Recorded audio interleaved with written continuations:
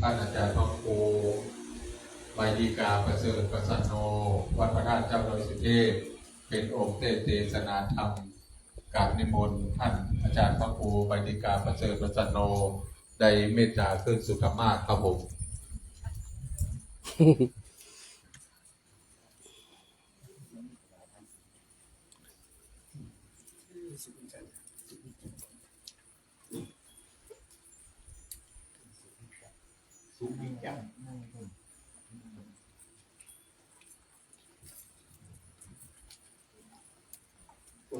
ดูไม่หน่อ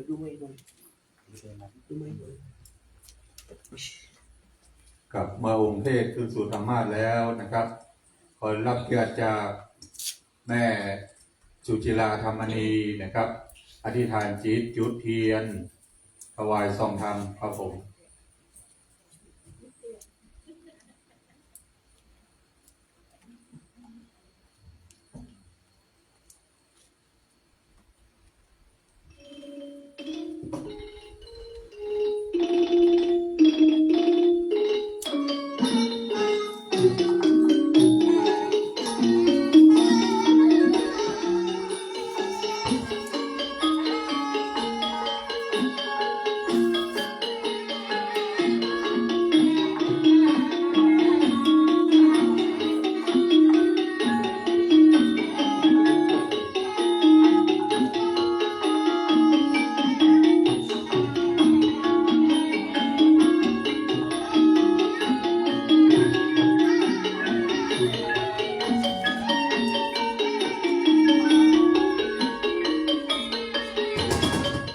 ครับเดี๋ยวขอได้รับเกียรติจากคุณสุวิทย์จักรนะครับได้น้อมถวาย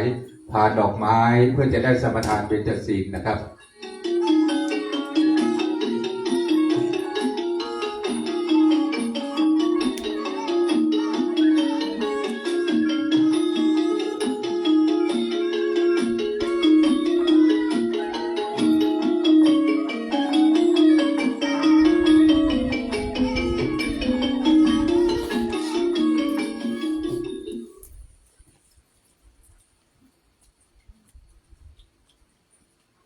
ครับต่อไปเรียนเชิญชะตาสาธุชนทุกคนทุกท่านได้กล่าวคำอาราธนาเบญจศีล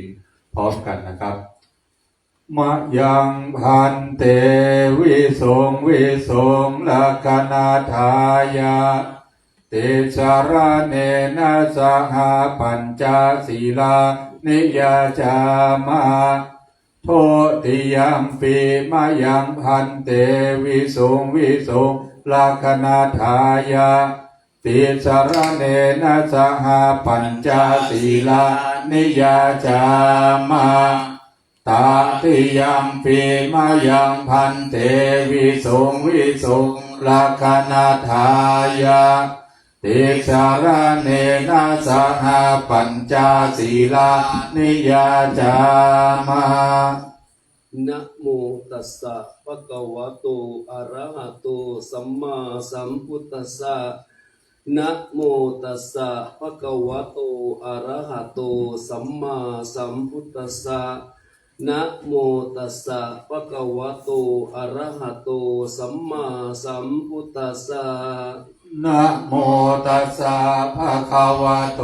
อะระหะโตสัมมาสัมพุทธัสสะนะโมตัสสะภะคะวะโตอะระหะโตสัมมาสัมพุทธัสสะนะโมตัสสะภะคะวะโตอะระหะโตสัมมาสัมพุทธัสสะพุทธังสรณังคัจฉามิพุทธังสรณังคัจฉามิธัมมังสรณังคัจฉามิธัมมังสรณังคัจฉามิสังฆังสรณังคัจฉามิสังฆังสรณังคัจฉามิทุติยัมปิพุทธังสรณังคัจฉามิทุติยัมปิพุทธังส สรณังกัจฉามิ ทุติยัมปิธัมมังสรณังคัจฉามิ โพธิยัมปิธัมมังสรณังกัจฉามิ ทุติยัมปิสังฆังสรณังคัจฉามิ โพธิยัมปิสังฆังสรณังกัจฉามิ ตติยัมปิพุทธังสรณังคัจฉามิ ตติยัมปิพุทธังสรณังกัจฉามิ ตติยัมปิธัมมังสรณังคัจฉามิ ตติยัมปิธัมมังสรณังกัจฉามิ ตติยัมปิสังฆังสรณังคัจฉามิ ตติยัมปิสังฆังสรณังกัจฉามิ ติสรณะขมนังนิทิตัง อามะพันเต ปานาติปาตาเวรมณีสิกขาปะทังสัมมาทิยามิ ปานาติปาตาเวรมณีสิกขาปะทังสมาธิยามิ อะทินนาทานาเวรมณีสิกขาปะทังสัมมาทิยามิ อะตินาทานาเวรมณีสิกขาปะทังสมาธิยามิ กาเมสุมิชาจาราเวรมณีสิกขาปะทังสัมมาทิยามิ กาเมสุมิจฉาจาราเวรมณีสิกขาปะทังสมาธิยามิ มุสาวาทาเวรมณีสิกขาปะทังสัมมาทิยามิ มุสาวาทาเวรมณีสิกขาปะทังสมาธิยามิ สุราเมรยะมัจจปมาทฐานาเวรมณีสิกขาปะทังสัมมาทิยามิ สุราเมรยะมัจจปมาตฐานาเวรมณีสิกขาปะทังสมาธิยามิ อิมานิปัญจสิกขาปะทานิสีเลนะสุขติงยันติสีเลนะโภคสัมปทาสีเลนะนิพุติงยันติตัสมาสีลังวิโสทะเย สาธุสาธุสาธุธรรมาจะโลกาธิปติสหัมปติกัอัญชลีอธิวลังอายาจตาสันติทาจัตตาปาจักขชาติกาเตเสตุธรรมังอนุกัมปิมังปะชัง นะโมตัสสะภะคะวะโตอะระหะโตสัมมาสัมพุทธัสสะนะโมตัสสะภะคะวะโตอะระหะโตสัมมาสัมพุทธัสสะนะโมตัสสะภะคะวะโตอะระหะโตสัมมาสัมพุทธัสสะจารัตถะภิกขเวจาริกังพหุชนะหิตายะพหุชนะสุขายะโลกานุกัมปายะอัฏฐายะหิตายะเทวมนุสสานันติขอนอบน้อมในองค์สมเด็จพระสัมมาสัมพุทธเจ้าพระองค์นั้นขอนอบน้อมในองค์พระสุวรรณเจดีย์พระบรมธาตุอสุเทพขอนอบน้อมในองค์พระธรรมขอนอบน้อมในองค์พระอริยสงฆ์ขอกราบถวายความเคารพแด่พระเดชพระคุณท่านเจ้าคุณหลวงพ่อพระธรรมเสนาบดีหลวงพ่อเจ้าคณะภาค7เจ้าอาวาสวัดพระบรมธาตุอสุเทพที่เคารพอย่างสูงยิ่งกราบนมัสการพระสงฆ์เถรานุเถระครูบาอาจารย์ทุกรูปเจริญพรศรัทธาญาติโยมสาธุชนทั้งหลายที่รับฟังในลานธรรมของวัดพระธาตุอสุเทพและรับฟังทางสถานีวิทยุ FM 96แล้วก็ทางเฟ จไลฟ์สดของพระดาสุเทพแล้วก็ประสานโดภิกขุคืออาตมาเองก่อนที่จะเทศนาธรรมก็วันนี้เป็นวันท่วนสองของอัตมีบูชาวันอัตมีบูชาคือวันอะไรบางคนก็ยังไม่รู้บางคนก็รู้แล้ววันอัตมีบูชาคือวันถวายพระเพลิงพระพุทธสรีระขององค์สมเด็จพระสัมมาสัมพุทธเจ้าถือว่าเป็นวันสำคัญในพระพุทธศาสนาอีกวันหนึ่งตรงกับวันแรม8 ค่ำเดือนวิสาขะนอกจากนั้นวันนี้ยังเป็นวันคล้ายวันที่พระนางสิริมหามายาพระพุทธมารดาสวรรคตและยังเป็นวันคล้ายวันที่องค์สมเด็จพระสัมมาสัมพุทธเจ้าเสวยมุติสุขใต้ต้นพระศรีมหาโพธิ์การปฏิบัติธรรมวันอาตมีบูชามีกิจกรรมอะไรบ้างให้ทานถวายภัตตาหารเพลแด่พระภิกษุสงฆ์สามเณรในช่วงเช้าหรือว่าเพลบริจาคทรัพย์ช่วยเหลือเกื้อกูลแก่ผู้ยากไร้และบำเพ็ญสาธารณประโยชน์รักษาศีลสำรวมกายและก็วาจาด้วย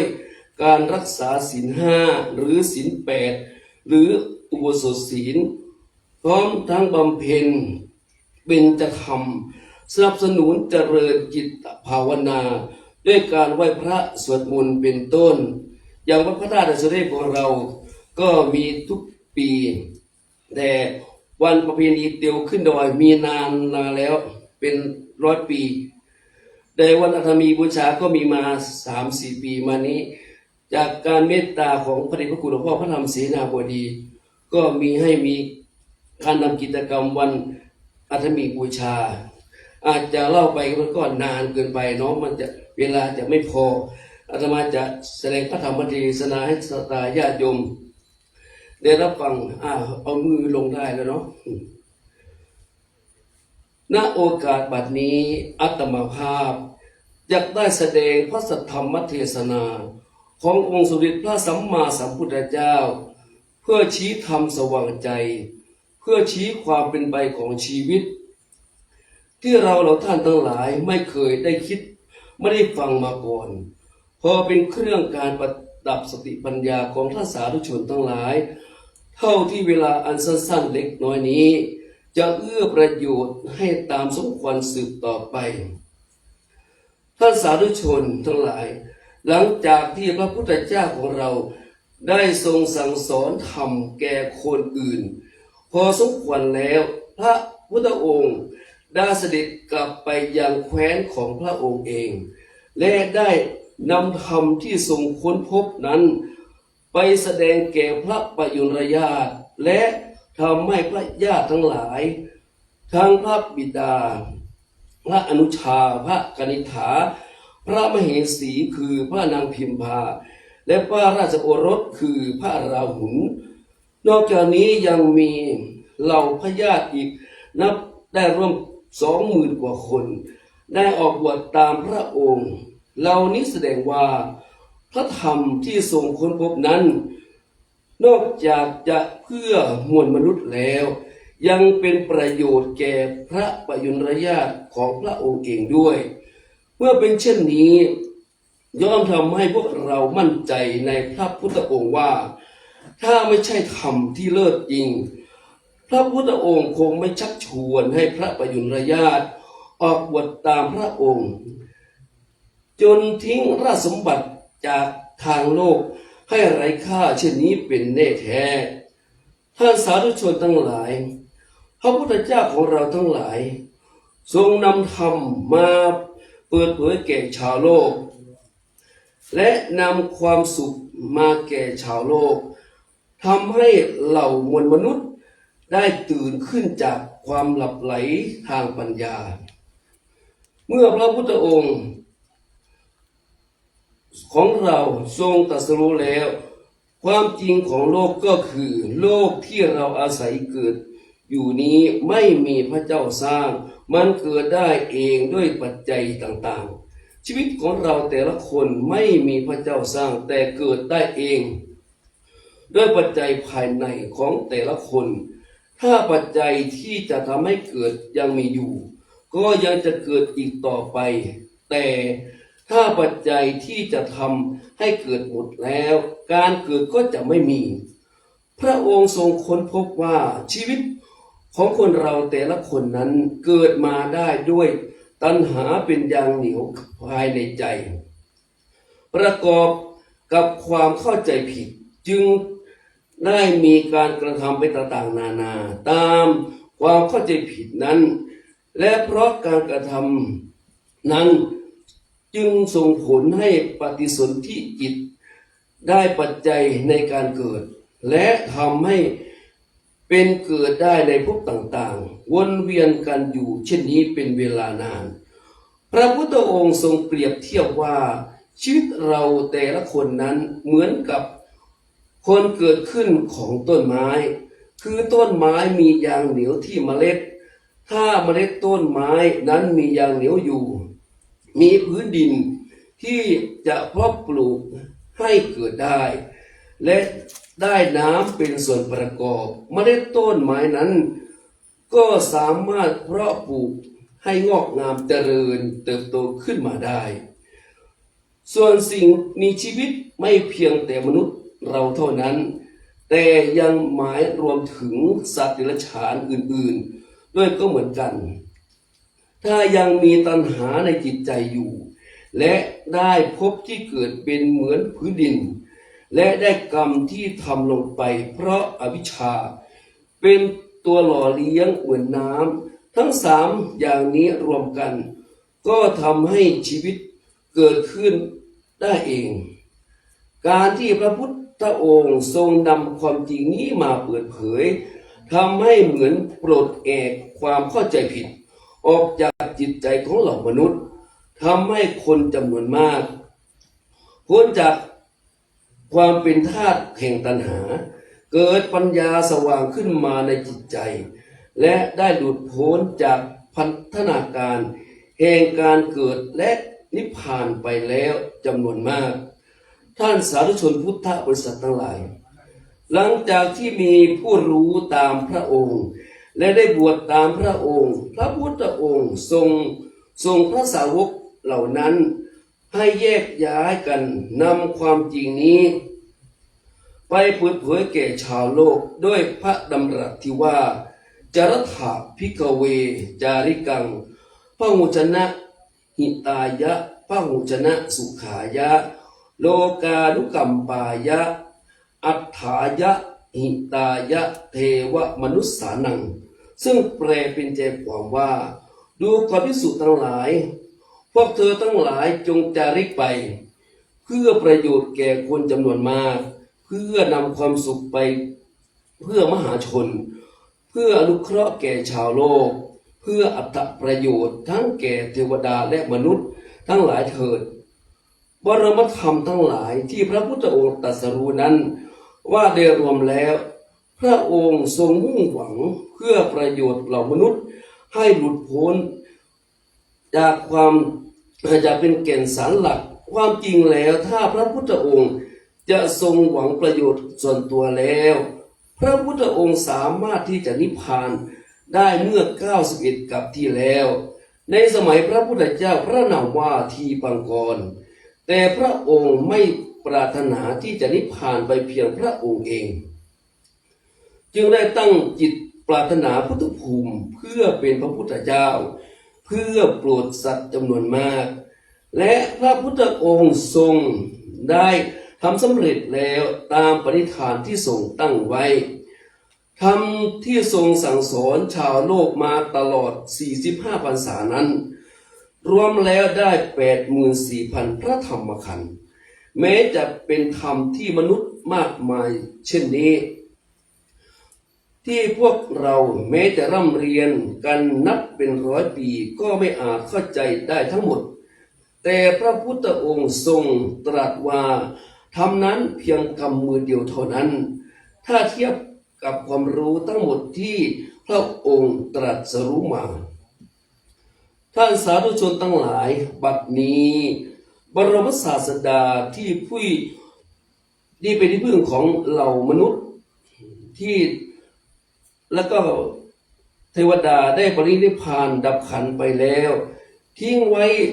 แต่มรดกอันล้ำค่าคือพระธรรมทั้ง 84,000 พระธรรมขันธ์นี้ไว้แก่ชาวโลกและก่อนที่จะปรินิพพานพระพุทธองค์ได้ทรงฝากพระธรรมเหล่านี้ไว้ให้แก่พุทธศาสนิกชนทั้ง4เหล่าคือพระภิกษุสงฆ์พระภิกษุณีสงฆ์รวมทั้งแม่ชีอุบาสกและอุบาสิกาให้รับมรดกนี้แทนและเป็นเหมือนพระองค์ทรงทำพินัยกรรม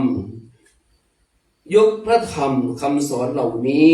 ให้กับพุทธบริษัทได้ดูแลรักษาและเผยแพร่ต่อไปดังนั้นท่านทั้งหลายคือผู้ที่อยู่ความหมายว่าอุบาสกอุบาสิกาเมื่อรู้ไว้ว่าท่านทั้งหลายคือผู้ที่รับมรดกอันล้ำค่าของพระพุทธองค์อยู่พึงรักษาพระธรรมนี้ไว้ในตนเองพึงใช้สอยธรรมนี้ด้วยตนเองและพึงนำธรรมนี้แจกจ่ายไปให้คนอื่นเพื่อความสุขแก่มวลมนุษย์เพื่ออนุชนรุ่นหลังและจะได้รับมรดกนี้ต่อไปจนตราบสิ้นอายุพระพุทธศาสนาท่านสาธุชนพุทธบริษัททั้งหลายอายุของพระศาสนาของเรานั้น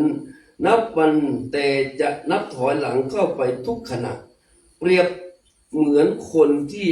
มีอายุเลยวัยกลางคนไปแล้วนับวันแต่จะชราภาพลงไปทุกทีการที่จะให้กลับมาเป็นหนุ่มเป็นแน่นเหมือนเดิมนั้นคงเป็นไปได้ยากพระพุทธองค์ตรัสว่าศาสนาของเรานั้นจะมีอายุอยู่ได้ 5,000 ปีโดยเมื่อครั้งที่พระพุทธองค์ทรงบรรทมณภายใต้นางรังทั้งคู่ใกล้จะปรินิพพานพระพุทธองค์ได้ตรัสต่อพระอานนท์ซึ่งเป็นพระอนุชาเสมือนฝากพินัยกรรมไว้ว่าดูก่อนอานนท์เมื่อเราตถาคตได้ล่วงไปแล้วให้พระสงฆ์ทั้งหลายจงถือเอาพระวินัยพระธรรมวินัยที่เราได้บัญญัติสั่งสอนไว้แล้วตลอด45 พรรษานี้ซึ่งรวมแล้วได้ 84,000 พระธรรมขันธ์นั้นเป็นพระศาสดาแทนเราจากพระพุทธพจน์นี้เองนับตั้งแต่บัดนั้นเป็นต้นมาพวกเราก็ได้พระธรรมคำสั่งสอนที่พระองค์ทรงสั่งสอนไว้นั้นจนกระทั่งถึงทุกวันนี้นอกจากนั้นพระพุทธองค์ยังได้ทรงแสดงความเป็นไปของพระศาสนาในอนาคตต่อไปอีกว่าอานนท์เมื่อเราปรินิพพานไปแล้วได้500 ปีพระภิกษุณีสงฆ์ขึ้นใจก็จะไม่มีและจะค่อยๆหมดไปเช่นกันข้อนี้ก็เป็นจริงแล้วเมื่อพระศาสนาล่วงไปได้ 3,000 ปีการลงอุโบสถสังฆกรรมของพระภิกษุทั้งหลายทั้งที่เป็นวันพระ14 ค่ำข้างครึ่งข้างแรมหรือวัน15 ค่ำหรือวันสามัคคีธรรมก็ตามก็จะไม่มีและก็จะค่อยหมดไปเมื่อพระศาสนาล่วงไปได้ 4,000 ปีก็จะหาภิกษุผู้ที่ทรงจีวรครบ3 ผืนนั้นเป็นอันไม่มีเมื่อพระศาสนาล่วงไปได้ 5,000 ปีแม้ว่าบุคคลใดได้ผ้าเหลืองผืนเล็กๆมาสะพายบนบ่าคนทั้งหลายก็จะสมมุติผู้นั้นว่าเป็นภิกษุในเวลานั้นท่านสาธุชนทั้งหลายนี้คือการทรงอยู่และการเสื่อมถอยแห่งพระศาสนาของเราทั้งหลายตลอด 5,000 ปีที่พระศาสนาของพวกเราจะมีอายุอยู่ได้ท่านสาธุชนทั้งหลายศาสนาของพระพุทธองค์ ที่พวกเราพากันนับถืออยู่ทุกวันนี้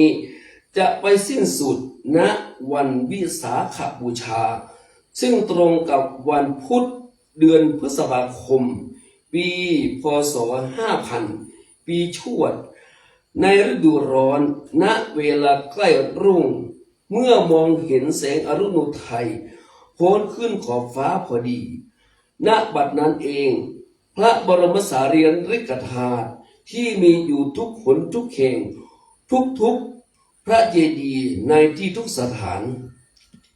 ทั้งณยอดเขายุคลธรณใต้บาดาลณแม่น้ำคงคาณมหาสมุทรสุดแดนไกล ทั่วไปทั่วขอบจักรวาล ทั้งในน้ำและก็บนบกณภพแห่งนาคานาคี หรือณพระธาตุเกศแก้วจุฬามณีบนสวรรค์ชั้นดาวดึงส์และพระบรมธาตุดาวสุเทพของเรานี้ก็ตาม ทั้งหมดจะมารวมกันเป็นองค์สมเด็จพระสัมมาสัมพุทธเจ้าอีกครั้งหนึ่ง ทรงสถิตณโคนต้นศรีมหาโพธิ์ในท่าประทับนั่งสมาธิมีพระวรากายสูงได้ประมาณ18 ศอกพร้อมทั้งเปล่งจักรนรังสีอันประกอบไปด้วยสีเขียวสีเหลืองสีแดงสีขาวแล้วก็สีเหลืองและสีประภัสสรเปล่งประกายออกจากพระวรากายทุกด้านส่องสว่างไสวไปทั่วพิภพเริ่มตั้งแต่เมืองมนุษย์ผ่านสวรรค์ทุกชั้นขึ้นไปจนถึงพรหมโลกอันมีชั้นอกนิกพรหมเป็นชั้นสุดท้ายณโคนต้นศรีมหาโพธิ์นั้นเองพระอินทราธิราชจะได้อาราธนาให้ทรงโปรดเวรยสัตว์อีกครั้งหนึ่งลำดับนั้นพระพุทธองค์ที่มาจากการรวมตัวของพระสารีริกธาตุจะได้แสดงพระธรรมโปรดผู้มีบุญบารมีที่เกิดทันในยุคนั้นตลอด7 วัน 7 คืนทำให้ทั้งพระพรหมทั้งหลายเทวดาทุกชั้นและมนุษย์จำนวนมากได้แน่นออกันเข้ามาฟังธรรมนั้นอีกครั้งหนึ่งและจะทำให้มีผู้มีบุญเหล่านั้นได้บรรลุธรรมจำนวนมากไปตามบารมีของแต่ละคน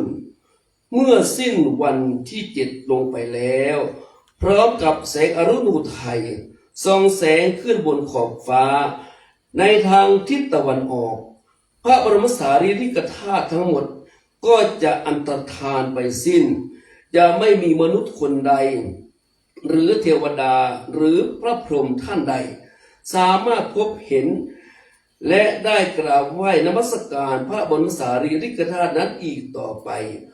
เพราะทรงปรินิพพานไปแล้วอย่างสิ้นเชิงในการสิ้นสุดแห่งพระพุทธกาลในสมัยพระพุทธเจ้าที่ทรงพระนามว่าพุทธโคดมเพียงเท่านี้ต่อแต่นี้ไปจะว่างจากคำสอนทุกอย่างของพระพุทธโคดมนี้ไปจนตลอดกับนับได้เป็นเวลา 4,000 ล้านปีถึงจะมีพระพุทธเจ้าองค์ใหม่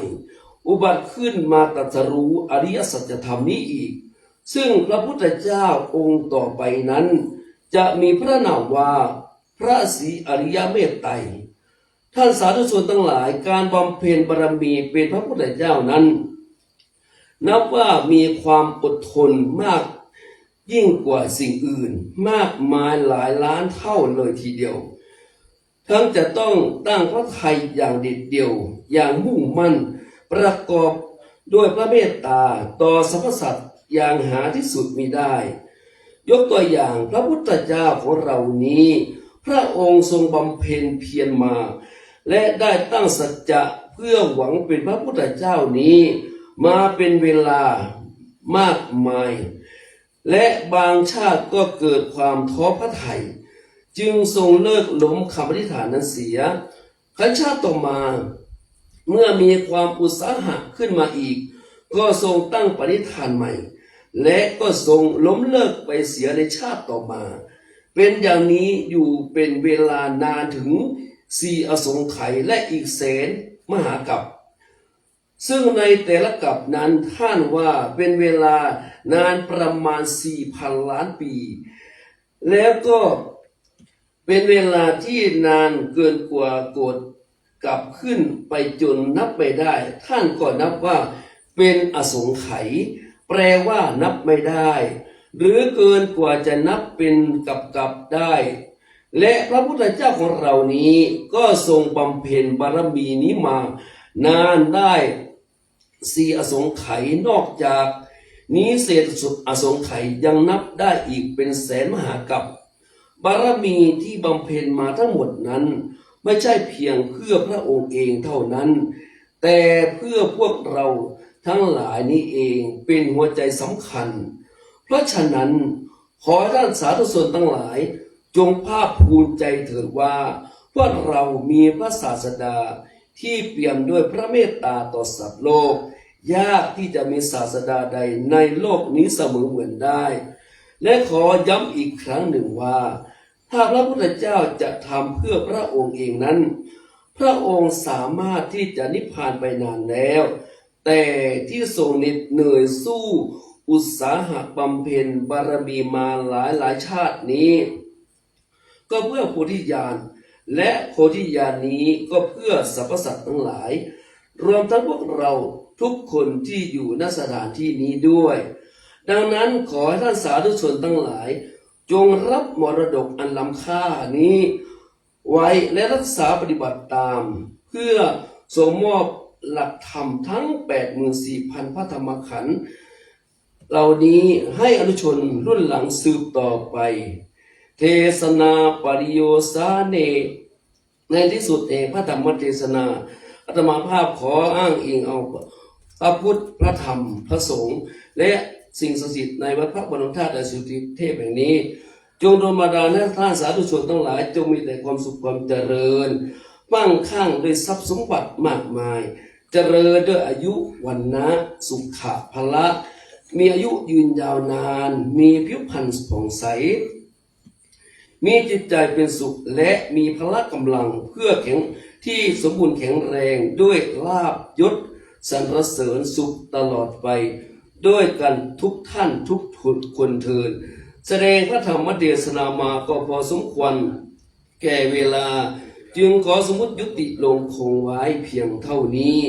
เอวังก็มีด้วยประกาศนี้ สาธุสาธุสาธุสาธุสาธุ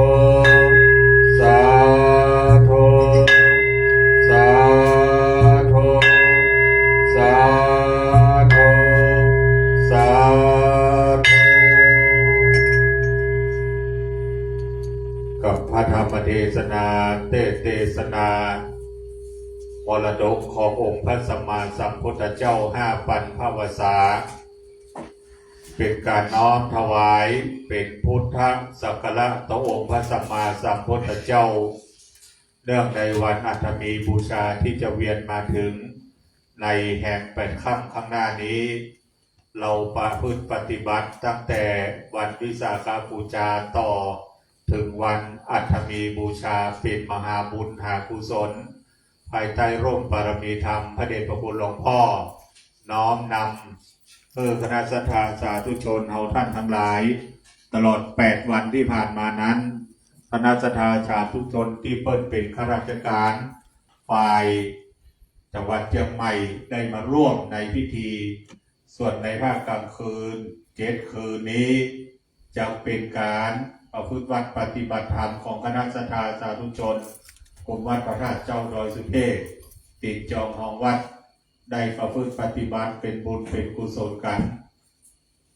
ต่อไปนี้จะได้น้อมถวายบูชาการเทศน์การธรรมต่อองค์ธรรมกถึกขอรับเกียรติจาก2 ท่านนะครับได้น้อมถวายในนามของคณะศรัทธาสาธุชนเราท่านทั้งหลายขอรับเกียรติจากแม่สุจิราธรรมณีนะครับแม่ต้อยและคุณลุ่มนภาทวิสุวรรณนะครับ 2 คนสู่ท่านได้เป็นตัวแทนของผู้ประพฤติปฏิบัติธรรมน้อมถวายปุจจากเทศกธรรมครับผม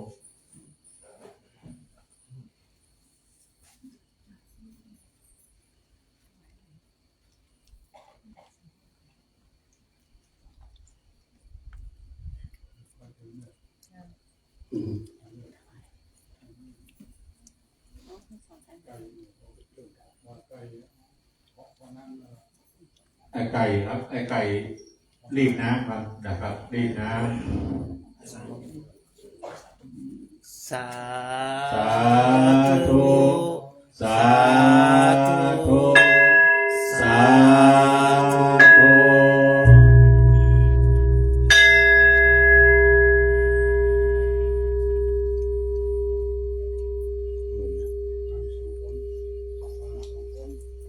แห่ง2 ท่านนะครับแห่ง2 คนนะครับ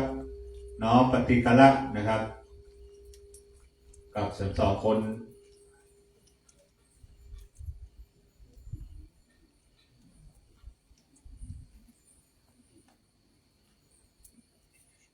กับพระเดชคุณหลวงพ่อเจริญพรคณะสัทธาเนอะ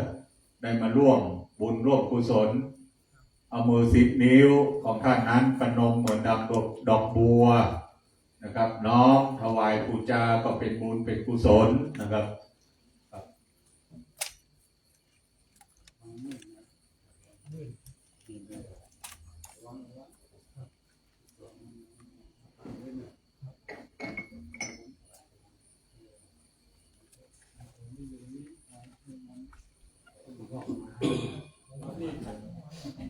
กับคุณพ่อประวารณาไว้นะครับไปอยู่ในตัวเมืองนะครับกับคุณพ่อสมัครกับคุณพ่อสมัครเราสาธิรวงศ์นะครับสาธุขอบคุณครับกับคุณพ่อคนรับทราบข่าวจะประวารณาตัวตะคืนบอกว่าจะมาทุกวันมาทุกคืนนะครับอายุ81นะครับคุณพ่ออายุ81แล้วนะครับ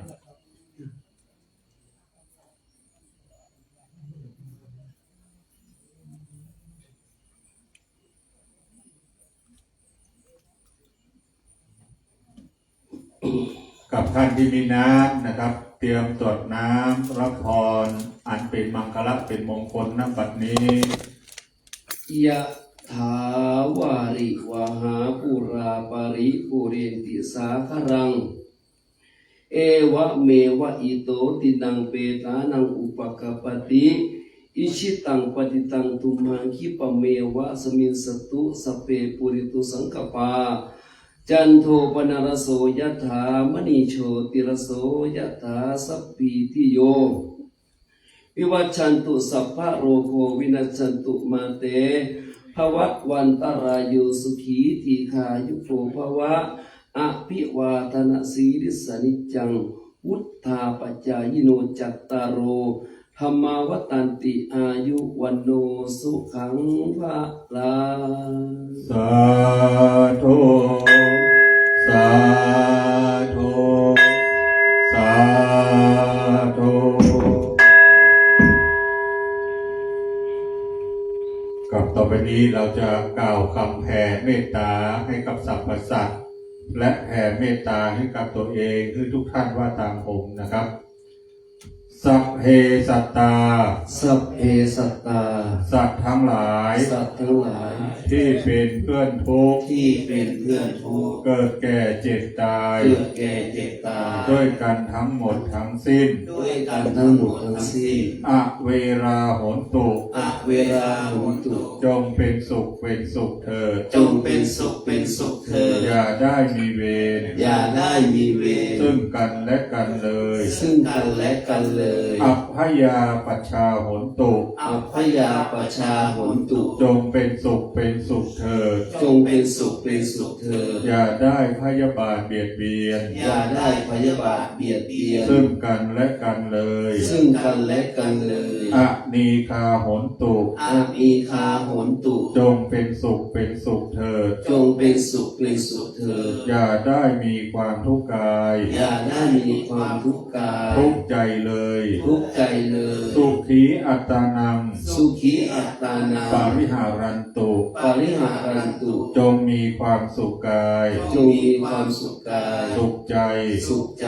รักษาตน รักษาตน ให้พ้นจากทุกภัย ให้พ้นจากทุกภัย ทั้งหมดทั้งสิ้นเถิด ทั้งหมดทั้งสิ้นเถิด อาหังสุขิโตโหมิ อาหังสุขิโตโหมิ นิพทุกโขโหมิ นิพทุโขโหมิ อเวโรโหมิ อะเวโรโหมิ อโรโคโหมิ อะโรโคโหมิ สุขีอัตตานัง สุขีอัตตานัง ปริหารามิ ปริหารามิ ขอให้ตัวของเราเอง ขอให้ตัวของเราเอง จงมีความสุข จงมีความสุข ปราศจากทุกข์ ปราศจากทุกข์ ไม่มีภัย ไม่มีภัย ไม่มีเวร ไม่มีเวร ไม่มีโรค ไม่มีโรค อยู่เป็นสุข อยู่เป็นสุข ทุกเมื่อเทิน ทุกเมื่อเถิด ต่อไป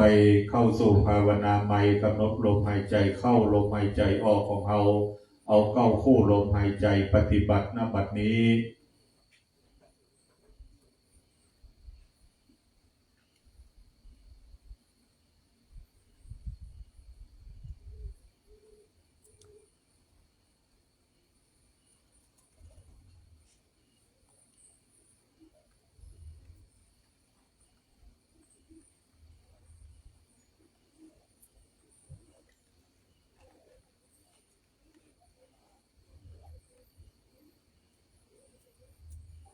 กับขอคนแสดงเมตตาพร้อมกันนะครับ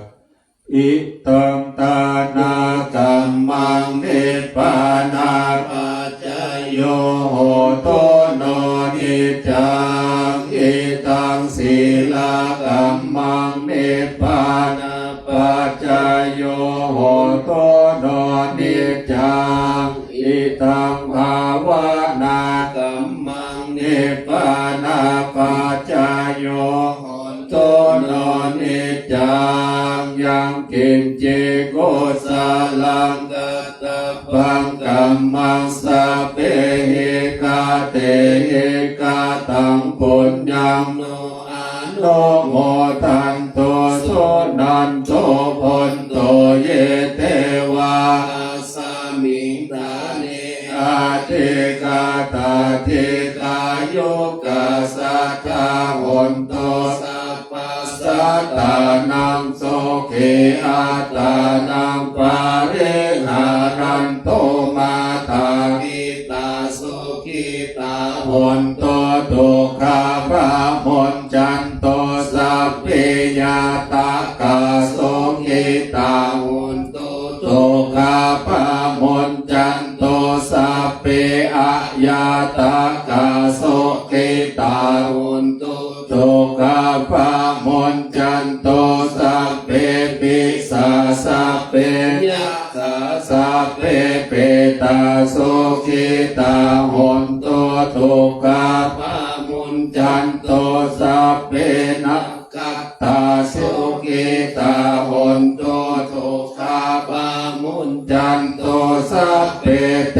วาโสกิตาหนโตตุขาพระมนจันโตสัพเพอาจาเรโยปัจจายาโสกิตาหนโตตุขาพระมนจันโตสัพพะสัมปาเทนังสามิจันโตโว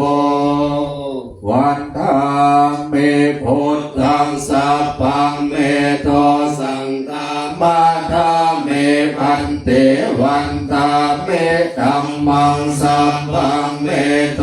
สังฆามาธาเมพันเตวันธาเมสังฆังสัพพังเมโทสังฆามาธาเมพันเตวันธาเมโตโรปัจจาอาจาเรเยสัพพังเมโทสังฆามาธาเมพันเตวันธามิกัมมัฏฐานังสัพพังเมโทสังฆามาธาเมพันเตวันธาเมอารามเมพัทธาสีมายังสัพพังเมโทสังฆามาธาเมพันเตวันธาเมเจติยังสัพพังสัพพะ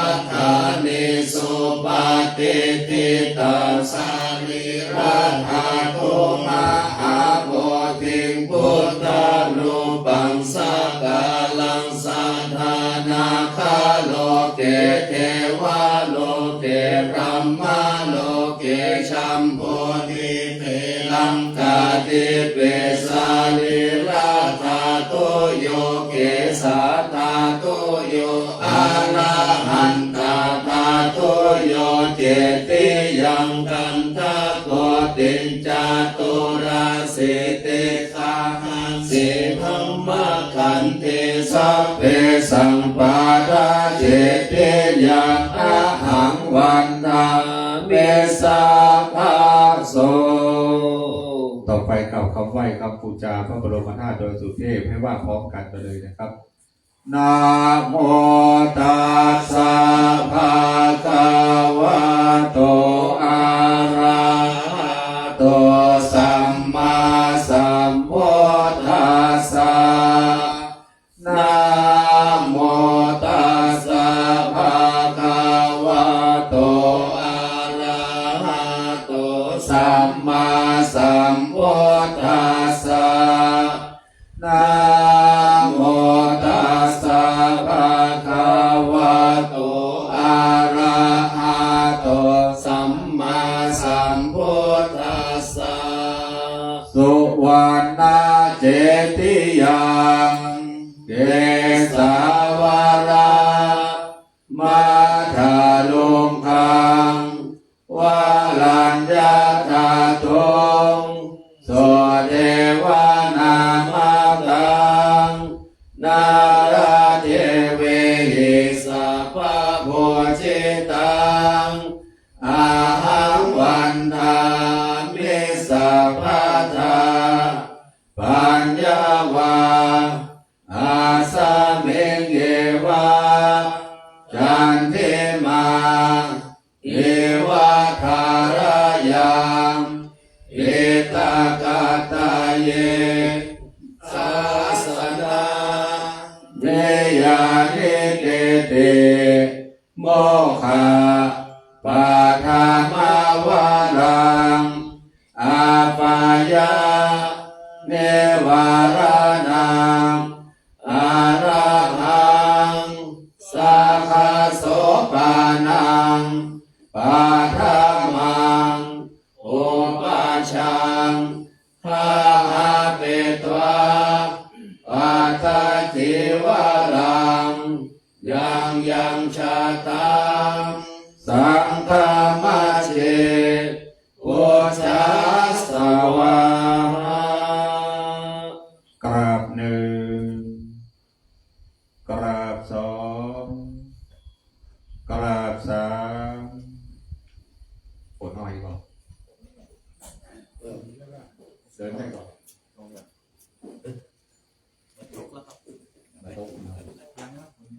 กับต่อไปในเมตตาธรรมของพระเดชพระคุณหลวงพ่อพระธรรมเสนาบดี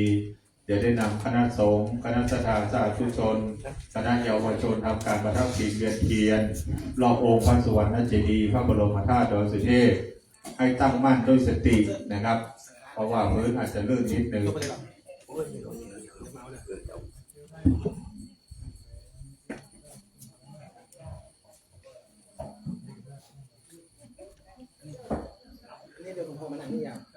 ฮะ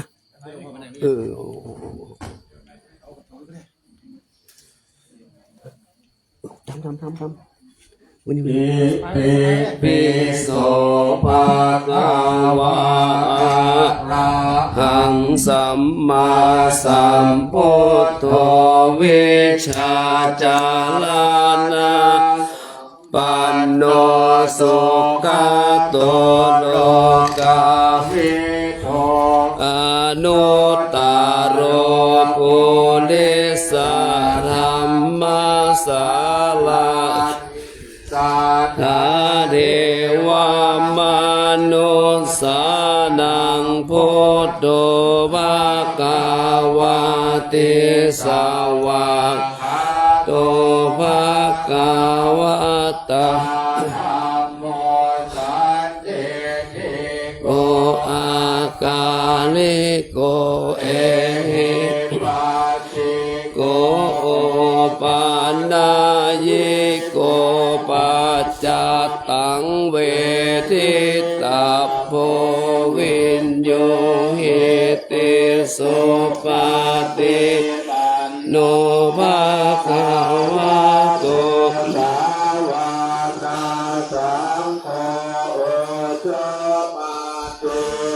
นโนภะคะวะโตสาวกสังโฆปฏิปันโนภะคะวะโตสาวกสังโฆมิติปฏิปันโนภะคะวะโตสาวกสังโฆตัณจตาริปุริสยุคานิอัตตาริสาบุคลาเอสาวกวะโตสาวกสังโฆอาโหนายโยปาโหนายโยทักเกนายโยกาลานิโยอาโนตาลังปุญญาเขตังโลกัสสาทิอิติปิโสภะคะวะอะระหังสัมมาสัมพุทโธจาลานาสัมปันโนโลกาโตโลกาวิโตอนุตตโลโกธัมมาสาลาเดสัทธาเดวามนุษย์สานังพุทโธภคะวะติสาวกขาโตวัตถังกาลิโกเอหิปัสสิโกปานาเยโกปัจจตังเวกะโพวิญโยติสุปาปันโนภะคะวะโตสาวกสังโฆปฏิปันโนภะคะวะโตสาวกสังโฆปฏิปันโนภะคะวะโตสาวกสังโฆสามิติปฏิปันโนภะคะวะโตสาวกสังโฆยะเทธังจัตตาเรปุริสายุคานิอัตถาปุริสาภุคลาเอสาวกวะโตสาวกสังโฆอาโหนายโยปาโหนายโยทักขินายโยจาริกาลานิโยอนุตตรังปุญญาเกตังโลกัสสาติติปันโนภะคะสาวกสังโฆโอโชภะวะโตสาวกสังโฆยะปฏิปันโนภะคะวะโตสาวกสังโฆมิติปฏิปันโนภะคะวะโตสาวกสังโฆ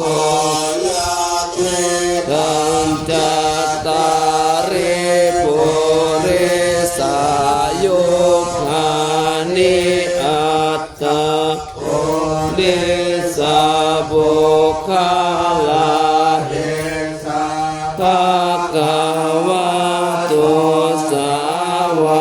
กาสังโฆอาโหนายโยปาโหนายโยทักขินายโยอัญญาลิกาลานิโยอนุตตาลังบุญญาเขตังโลกัสสติ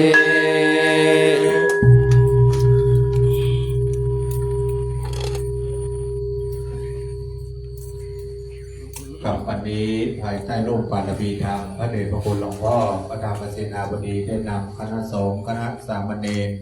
คณะศรัทธาสาธุชนเยาวชนนะครับทำการประทัดศีลเวียนเทียนรอบองค์พระสุวรรณเจดีย์พระบรมธาตุเจ้าดอยสุเทพเป็นกำหนดวาระครบ3 รอบนะครับต่อไปเราจะได้กล่าวคำอัญชลีวันทาพิวาทคณะศรัทธาไปนั่งที่รับรองตามเดิมกันเพราะพื้นอาจจะลื่นนะครับพื้นยังลื่นอยู่ครับวันนี้เป็นคำรบทวนซองของงานปอน4 ประการที่พระเดชพระคุณเคยปรารภไว้ว่าเราเดินครบทั้ง3 รอบนั้นจะได้ทั้งอายุวันนะสุขะภละปอน4 ประการเต็มกับเราท่านทั้งหลายนะครับคนสวดก็ได้เหมือนกันนะครับ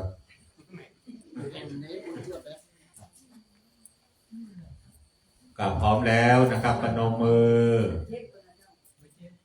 อัญชลีวันทาอภิวาทอัญชลีวันทา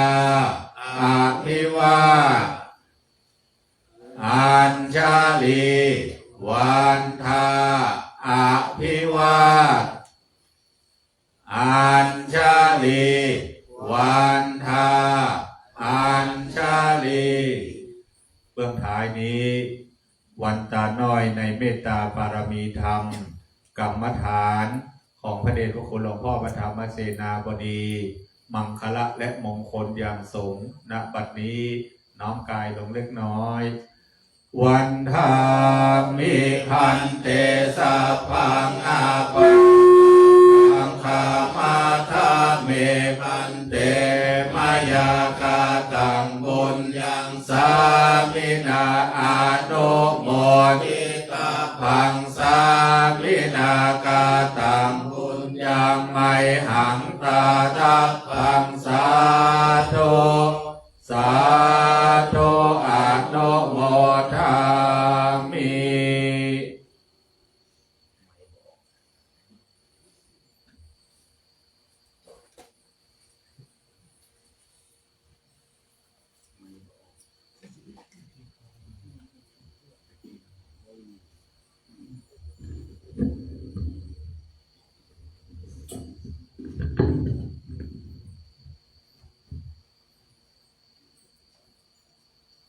ท่านทั้งหลาย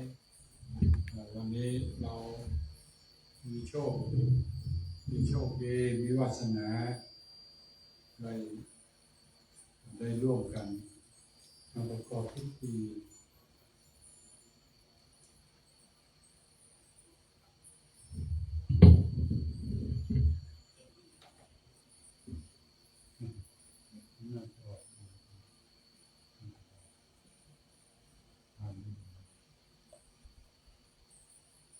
มาร่วมประกอบพิธีมาร่วมเรียกว่ามาร่วมบำเพ็ญเรื่องในวันมาทำบูชาเพื่อถวายเป็นพุทธบูชาถวายเป็นพุทธบูชาเราทั้งหลายคงทราบดีว่าการที่เราได้มีโอกาสมีบุญวาสนาได้ถวายพุทธบูชามันก็ย่อมจะเป็นพระนิสงส์ทั้งยิ่งใหญ่เป็นพระนิสงส์ที่ยิ่งใหญ่แล้วก็อานิสงส์ผลบุญนี้ก็ย่อมจะบังเกิดขึ้นมากมาย ไม่ว่าจะในการปัจจุบัน หรือว่าในการต่อไปในภายภาคหน้าเพราะนั้นจึงนับว่าพวกเราทั้งหลายนี้ทุกคนทั้งที่มาในพิธีตรงนี้และร่วมพิธีอยู่ทางบ้านที่ชมรับชมรายการต่างๆอยู่ในขณะนี้ทุกคนมีเรียกว่ามีศรัทธาประสาทะต่อพระสัมมาสัมพุทธเจ้าจึงได้ประกอบพิธีการนี้ขึ้นมาญาติโยมทั้งหลายก็ต้องอาศัยศรัทธาและความภาคเพียรเป็นอย่างสูงเพราะว่าการที่เราจะมาอยู่ร่วมประพฤติปฏิบัตินี้ได้นี้เป็นเวลาชั่วโมง2 ชั่วโมงก็นับว่าเป็นเวลาพอสมควรนั่นผู้ชมได้การที่เกิดที่มีขึ้นก็ขอศรัทธาทุกคนจงได้รับอนุโมทนาและก็รับพระพรทั้ง4 ประการการที่เราทั้งหลายได้รับรู้รับทราบกันแล้วนั้นก็ขอศรัทธาทั้งหลายจงได้รับพร4 ประการด้วยและก็พรทั้งหลายที่จะพึงได้ที่จะพึงถึงนั้นด้วยก็ขออนุโมทนาและขอให้ท่านทั้งหลายมีความสุขมีความเจริญนึกคิดประสงค์สิ่งใดก็ขอให้สมใจปรารถนาจงทุกประการจัตตาโลธรรมาวัฏันติอายุวันโนสุขังพลา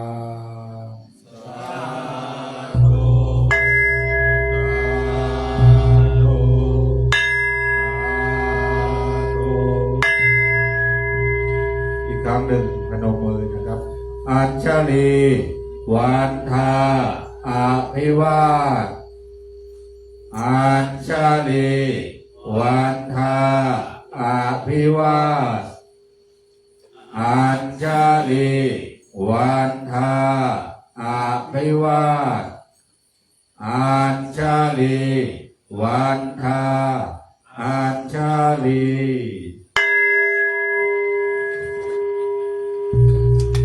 เข้าคลองนะมีเข้าคลองศรัทธามีเข้าคลองสำหรับศรัทธานะทำไมรับออกไปได้รับออกไปด้วยเราไปด้วยมีเข้าคลองมีไอติมยาสีฟันมียาสีฟันแจกเลยเจอนะเยอะวันยังมืดอยู่นะต้องระวังหน่อยวันพวกเขาก็มากันเนี่ยบอกพากันมาถ้าฝนตกก็มากันเลยหลายมาร่วมประพฤติปฏิบัติเรียกว่าประพฤติธรรมปฏิบัติธรรมเป็นความสุขอันหนึ่งเพราะเรามีกำลังกายใช้กำลังกายนี่แหละถวายบูชาถ้าว่าพระจิตดีถ้ามีรับเอาแจกหน่อยเอาทำไมไม่แจกแจกเข้าแจกโยมรับไปด้วยนะกรุณารับไปด้วยช่วยกันรับไปคนห่อ2 ห่อก็ได้มีเยอะแยะเลยมารับเอาเด็กๆเอาไปฝากพ่ออาจารย์ด้วยนะพ่ออาจารย์กับได้ใช่ไหมฝากพ่ออาจารย์ด้วยนะเอา2 กล่องช่วยกันมารับเอาหน่อย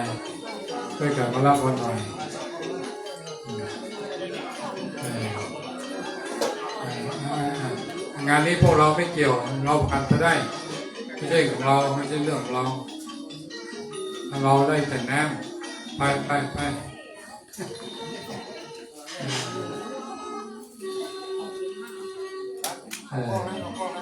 เอาคนกล่อง2 กล่องเนี่ยไปช่วยกันรับช่วยเลิกกันรับไปด้วย